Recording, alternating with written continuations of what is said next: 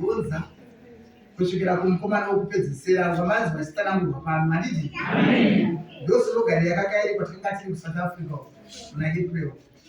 Zvanzi kune mukomana wokupedzisira ndoupi? Haleluya! Zvanzi ndiyeyu. Haleluya! Pano kagwaro kakaparidzwa zvanzi mukomana iye mutema akasvibira. Semi ndakanda sei? Zvikwachete zvenamai ndakubokwasia murume waJesu. Haleluya! Ndakubasa zvakare mufundisi wedu ari pano baba namai pika negore. Ndakukwazisai murume waJesu. Haleluya!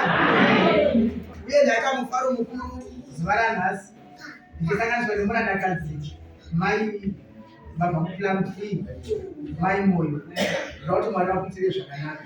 Haleluya!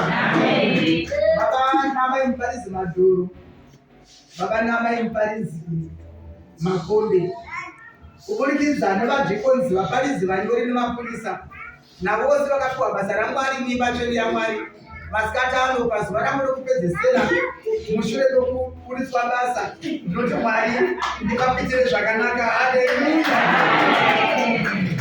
Ichokwandika ndikandikaenda asi kana ndakuzodzoka manje ndisati zvinaka basa rakapera ba kune mumwe rakazoda kundipa basa ndogara rimoshondo.